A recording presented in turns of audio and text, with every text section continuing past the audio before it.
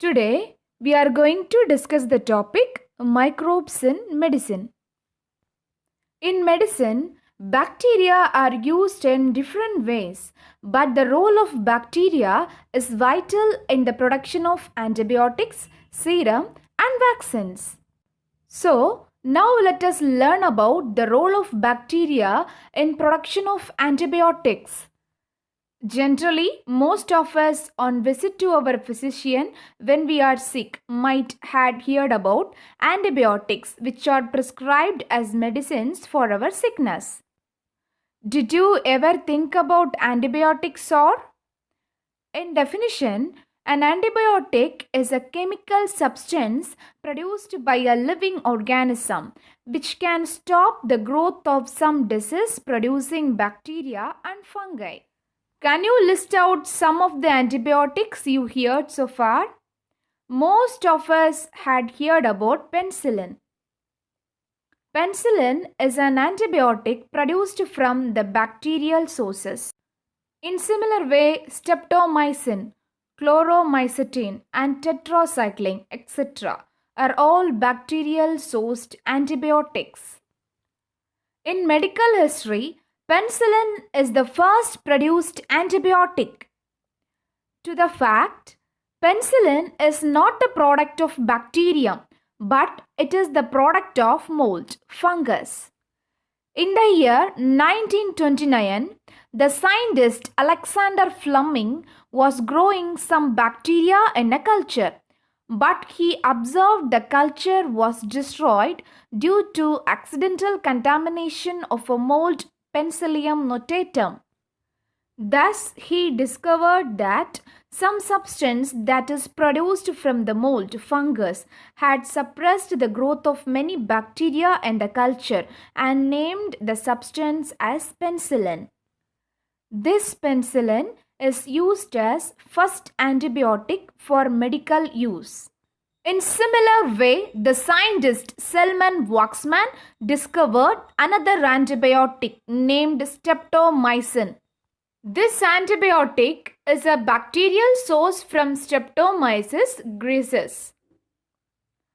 Now let us learn some of the known antibiotics and their sources and disease treated by them. Antibiotic, source organism, disease treated. Penicillin, Penicillium chrysogenum, a mold, disease treated, tetanus and diphtheria.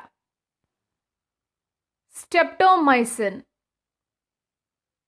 Streptomyces griseus, disease treated, tuberculosis. Chlorotetracycline, Streptomyces aureofaciens, disease treated, typhoid. Erythromycin, Streptomyces erythraceus, disease treated, rickettsial fevers. Now let us learn about criteria of a good antibiotic. A good antibiotic should be able to kill a variety of disease-producing microorganisms. A good antibiotic should not produce any undesirable side effects on usage of it.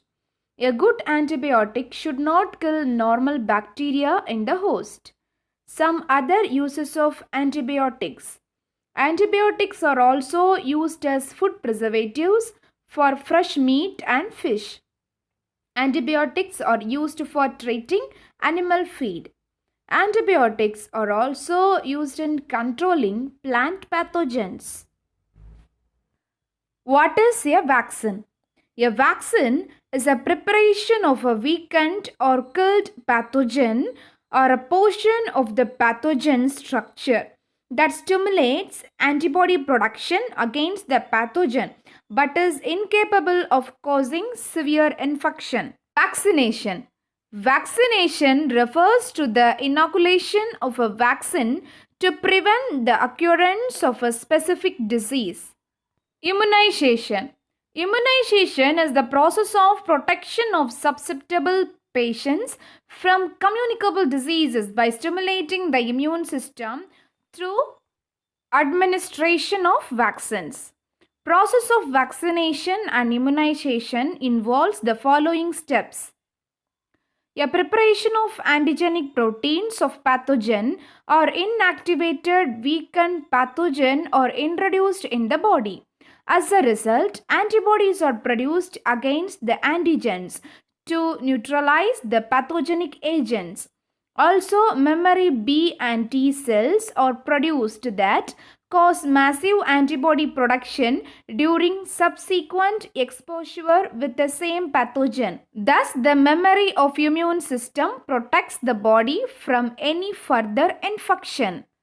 Now, let's talk about types of vaccines. There are four main types of vaccines. They are live attenuated vaccine, inactivated vaccine, subunit vaccines, toxoid vaccine. Subunit vaccines are classified into three types: recombinant vaccine, polysaccharide vaccine, and conjugate vaccines. Now let's talk about live attenuated vaccine. Live attenuated vaccines are weakened form of the pathogen that cause the disease.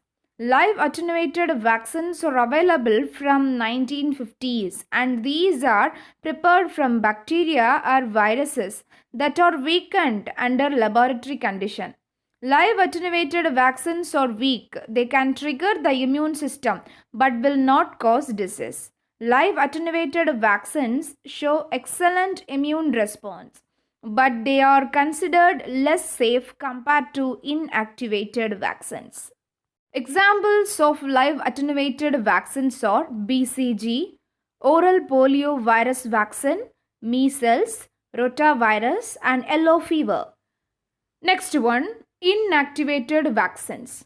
Inactivated vaccines are prepared from the pathogens, virus or bacteria that have been killed by means of physical or chemical treatment. Inactivated vaccines cannot cause disease. Since the pathogen is inactivated, it is safe to use, but immune response is low compared to live attenuated vaccines. Examples of inactivated vaccines are whole cell pertussis vaccine and inactivated polio vaccine. Subunit or recombinant vaccines. Subunit vaccine preparations uses antigenic parts of the pathogen. They can elicit immune response. Since these does not contain any pathogenic component, these are safe to use. Compared to live attenuated vaccines, immune response induced by subunit vaccines are less strong. Subunit vaccines are further subclassified into three categories: protein-based subunit vaccine, polysaccharide-based subunit vaccine, conjugate-based subunit vaccine. Protein-based subunit vaccines are prepared by using the protein or antigen of the pathogen without the viral particle. One disadvantage of this is if protein gets denatured, this will not be effective. Example, hepatitis B vaccine. Polysaccharide vaccines. Polysaccharides are sugar moieties present in some of the bacterial cell wall or capsule. This helps the bacteria to evade the immune system. Polysaccharide vaccine induce response against molecules in the pathogen's capsule. Example, capsule polysaccharide vaccine against meningococcal serogroups. Conjugate vaccine. Polysaccharide vaccines are less effective in infants as they do not induce immune response in children. Conjugating protein carrier to the polysaccharide vaccine could induce much stronger immune response. Example, Haemophilus influenza type B conjugate vaccine. Toxoid vaccine. Toxoid vaccines are a toxin made by the pathogen that cause a disease. They create immunity to the parts of the pathogen that cause disease instead of the pathogen itself. That means the immune response is targeted to the toxin instead of the whole pathogen. Toxoid vaccines are safe to use, but they are not highly immunogenic. Examples of toxoid vaccine: tetanus toxoid, diphtheria toxoid. Thank you, students.